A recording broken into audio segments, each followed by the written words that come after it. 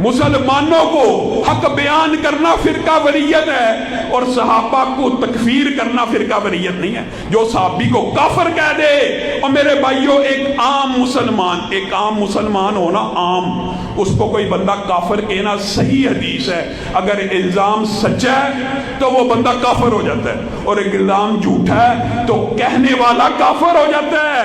एक बंदा उठे और के हजरत अबू बकर सिद्दीक नाऊज़ बिल्लाह ये हैं, आम मुसलमान को काफिर कहने से बंदा काफिर हो जाता है, लेकिन सहाबी को काफिर कहने वाले के खिलाफ बात ना करो, ये फिरका वरीयत है। ये कहां से फलसफा आया? हमारे मुआशरे में एक अरसे से ये आपको चेक किया जा रहा है, आपके जमीरों को टटोला जाता है, तो इन्हें रसालत करवाई जाती है कि कितना करंट बाकी है, कितनी गैरत बाकी है, कोई जमीर जिंदा है या नहीं, मुकद्दसात की तौहीन करवाई जाती है, तो इन्हें रसालत हुई कि नहीं हुई? तो इन्हें रसालत की मुजरमा गिरफ्तार हुई कि नहीं हुई?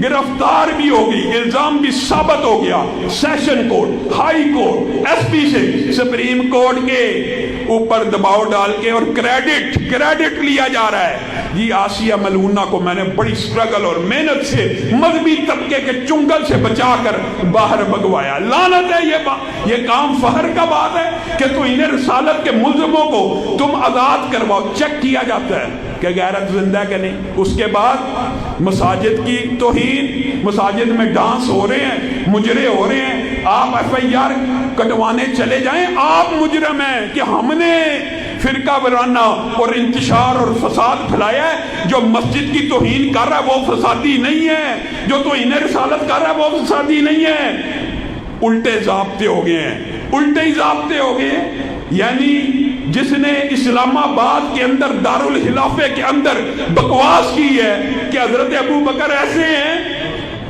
वो फसादी नहीं है। उसको सेफ पैसेज दिया जाए, उसको एग्जिट दिया जाए, उसको रातों रात मुल्क से फरार करवा दिया जाए।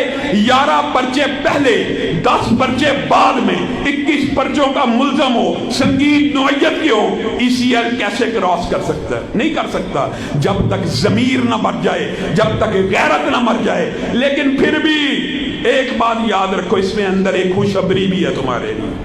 अल्लाह के फजल से उसका इस तरह का फरार और इस तरह का भाग जाना एक बात के ऊपर बय्यन दलील है कि ये मुल्क अबू बकर सिद्दीक का मुल्क है, किसी राफी का मुल्क नहीं है। अगर अबू बकर सिद्दीक के खिलाफ इस वतन के अंदर कोई बकवास करेगा, या जेल में जाएगा, या मुकदमात को भुगतेगा, या मुल्क से फरार हो जाएगा, और कोई हल नहीं है। ये समझते,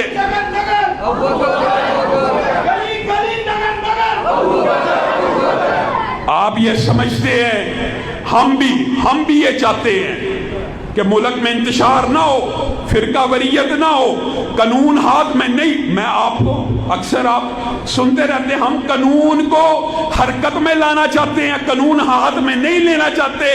हम कानून को कहते हैं कि पकड़ो। कल आपने एक अदीमुशान फकीदुल मिसाल रैली यहाँ पे निकाली, क्या तकलीफ होगी इंतजामिया को? क्या आपका मुतालबा नाजायज है? 100% दुरुस्त मुतालबा है कि उस मलून को पकड़ा जाए, जिसके ऊपर पर्चा है उसको पकड़ना नहीं तो रोटी खिलानी है, और क्या करना है? हम आपसे यही मुतालबा कर रहे हैं कि आप उसको पकड़ें। हम फिरका वरीयत फैला रहे हैं। अफसोस और दुख की बात यह है कि ज़ाब्ते पाबंदियों के उल्टे हैं। जो बंदा के कानून हरकत में लाओ वो फिरका वरीयत फैला रहा है, जो कानून तोड़े उसको नहीं पकड़ना। ये कहां से? कोई एक भी हुकूमत और इक़्तिदार में कोई साहिब शऊर और साहिब अकल बंदा है कि नहीं कि यह जल्दी के ऊपर तेल मत फेंके, जल्दी के ऊपर पानी फेंके, मुल्क के अंदर फिरका वरीयत की फिजा को खत्म किया जाए।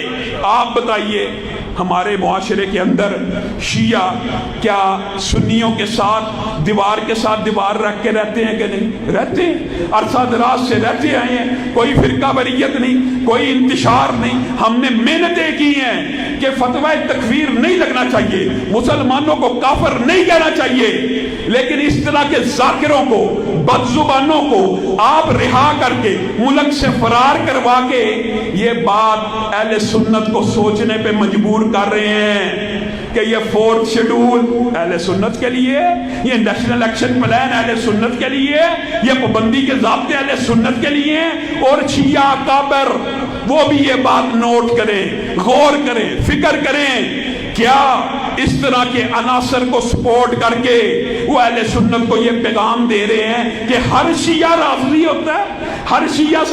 اور ایک بات میں بتاؤں، ان چند باتوں میں اگرچہ یہ بات بہت تلخ ہے، بہت تکلیف دہ ہے، اہل سنت کی راتوں کی نیندوں کو انہوں نے خراب کر دیا کہ اس ملک کے اندر جس وطن کو لا الہ الا اللہ کی بنیاد پہ حاصل کیا گیا، اس وطن کے اندر اب ہم ابو بکر صدیق کا دفاع کریں گے، کوئی بات بنتی ہے۔ لیکن ایک خیر کا پہلو یہ ہے، جب ہم کہتے تھے کہ ان کے اندر یہ گستاخیاں پائی جاتی ہیں، آپ کہتے تھے مولوی غلط بات کر رہا ہے، ہم نے تو کبھی نہیں دیکھا۔ اب دیکھ رہے ہو، بدبخت ایک اٹھتا ہے، کہتا ہے نفس علی اپنے بارے میں حضرت علی کی معاذ اللہ بکواس کی ہے اس نے کہ نفس علی نفس رسول بھی ہے اور نفس اللہ بھی ہے۔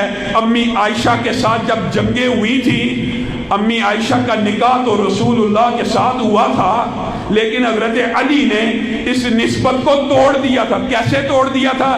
یہ حضرت علی نے کہا تھا میرا ایک رتبہ نفس رسول جیسا بھی ہے، میں عائشہ تجھے طلاق دیتا ہوں کیونکہ میں نفس رسول ہوں۔ معاذ اللہ۔ آپ بتائیے یہ جو بکواس اس نے کی ہے، اگر اسی کی بات کو مان لیا جائے، بالفرض ہے ہی جھوٹ، لیکن ایک لمحے کے لیے اگر مان لیا جائے تو اس بدبخت نے کیسی توہین کی ہے۔ امی عائشہ کو کہتا ہے نفس رسول بن کے طلاق دی ہے، معاذ اللہ۔ تو حضرت فاطمہ کے ساتھ تو نے علی کا کیا رشتہ بنایا ہے؟ تو نے توہین کی انتہا کی ہے، تجھے سمجھ نہیں آتی، اور توہین کر دیتے ہیں، توہین کر دیتے ہیں، اتنی سنگین توہین کرتے ہیں کہ آپ اور میں وہی نا جیلمی جہالوی کے چکر سے نکلیں۔ صحابہ کے بارے میں ضمیر ہم نے مار دیے، ان دو بدبختوں کی بکواس اور لغویات سن سن کے ہمارے ضمیر سو چکے۔ جی رسول اللہ کی ایک ہی بیٹی تھی۔ میرے بھائیوں، آپ کو یہ بات بڑی معمولی لگتی ہے؟ ایک اہل سنت اٹھے، کوئی بدبخت اٹھے، معاذ اللہ، صرف مثال سمجھانے کے لیے کہہ رہا ہوں، اور کہ فاطمہ بنت رسول اللہ نہیں ہے بلکہ فاطمہ کے بابا وہ ہیں۔ بتائیے یہ نسب میں جو تحریف ہے، یہ کوئی بندہ برداشت کرے گا؟ نہ اہل سنت کرے گا، نہ اہل تشیع کرے گا، کوئی نہیں کرے گا۔ اور یہ بدبخت اٹھتے ہیں، رسول اللہ کی باقی تینوں بیٹیوں کا نسب تبدیل کر دیتے ہیں اور انہیں کسی اور باپ کے ساتھ پکارتے ہیں۔ یہ رسول اللہ کی توہین نہیں ہے۔